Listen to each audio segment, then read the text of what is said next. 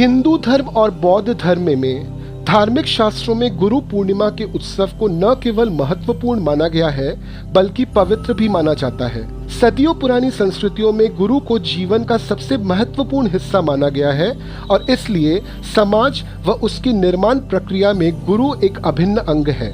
साल 2024 में गुरु पूर्णिमा का यह पर्व रविवार 21 जुलाई 2024 को मनाया जाएगा। तो चलिए आज के अंक में जानते हैं 2024 के गुरु पूर्णिमा के बारे में कुछ विशेष बातें। गुरु पूर्णिमा की तिथि है रविवार 21 जुलाई 2024। पूर्णिमा की शुरुआत हो रही है 20 जुलाई 2024 के शाम 5:59 पर। पूर्णिमा की समाप्ति हो रही है 21 जुलाई 2024 को दोपहर 3:46 पर। प्राचीन वैदिक शास्त्रों में एक श्लोक है जिसके द्वारा गुरु को दिए गए सर्वोच्च स्थान को स्पष्ट किया जाता है।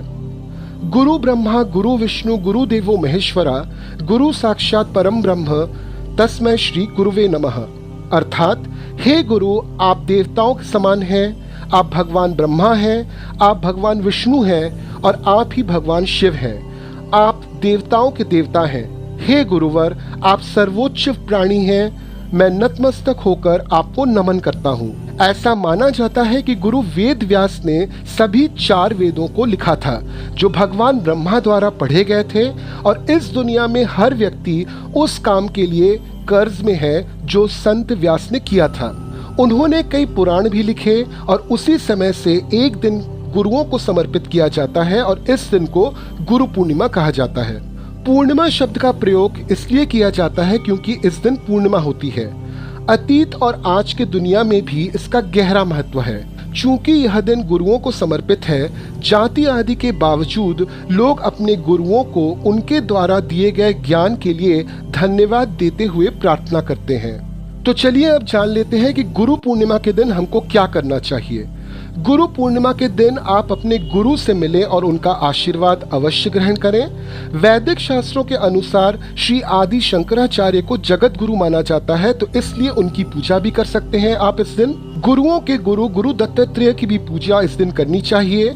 वैदिक ज्योतिष में बृहस्पति ग्रह को गुरु माना जाता है, इसलिए आप इस दिन भगवान बृहस्पति की भी पूजा कर सकते हैं। अब चलिए देख लेते हैं कि ज्योतिष शास्त्र के अनुसार इस दिन का महत्व क्या है और इस दिन क्या करना चाहिए। यदि जन्म कुंडली में गुरु अपनी नीच राशि यानी कि मकर राशि में है तो आपको नियमित रूप से किसी गुरु यंत्र की पूजा करनी चाहिए। यदि आपके जन्म कुंडली में बृहस्पति राहु, बृहस्पति केतु या फिर बृहस्पति शनि की युति है तो इस दिन को भी आप गुरु यंत्र की पूजा कर सकते हैं। यदि गुरु आपके कुंडली में नीच भाव में है अर्थात 6, 8वें या 12वें भाव में है तो इस दिन किसी ऊर्जावान गुरु यंत्र की पूजा करनी चाहिए। जब बृहस्पति आपके जन्म कुंडली में वक्री या अस्त होता है तो बृहस्पति उतना मजबूत नहीं होता जितना आमतौर पे होता है। विश्वसनीय और ऊर्जावान गुरु यंत्र की पूजा करने से आपको फायदा मिल सकता है इस दिन। जिनकी कुंडली में बच्चे की शिक्षा से संबंधित मामलों में समस्याओं का संकेत है, उन्हें विशेषज्ञ ज्योतिष की सलाह के माध्यम से वास्तविक मार्गदर्शन लेना चाहिए और इस दिन पुखराज या फिर पीला नीलम धारण करना चाहिए। यदि आपकी कुंडली वित्तीय परेशानियों का संकेत दे रही है तो इस दिन वित्तीय मोर्चे का समाधान खोजने के लिए आप श्री यंत्र की पूजा करें और साथ ही गुरु पूर्णिमा को अपने मूल्यवान मार्गदर्शक, शिक्षक या जीवन के गुरु के साथ अवश्य मनाएं। इसके अलावा एक उपाय है जो कोई भी इंसान कर सकता है गुरु पूर्णिमा के दिन।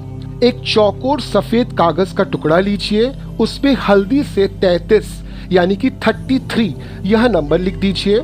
इस कागज को मोड़कर श्री हरि के चरणों में समर्पित कर दीजिए। अब अपनी मन की इच्छा श्री हरि को व्यक्त कीजिए। माना जाता है कि यह काम करने से आपकी मनोकामना जल्द से जल्द पूरी हो जाती है। तो ये रही 2024 की गुरु पूर्णिमा की सारी बातें। इसी तरह के अन्य जानकारियों को पाने के लिए हमारे चैनल को सब्सक्राइब जरूर कीजिए। नीचे दिए हुए बेल आइकन को दबा दीजिए ताकि हमारे हर एक वीडियो का नोटिफिकेशन आपको मिलता रहे। इस वीडियो की जानकारी अगर आपको अच्छी लगी तो इसे लाइक कीजिए, इसमें कमेंट कीजिए और साथ में अपने दोस्तों के साथ इसको शेयर कर दीजिए। वापस हम आपसे मिलेंगे अगले अंक में नई जानकारियों के साथ। हरिओम, ओम नमः शिवाय।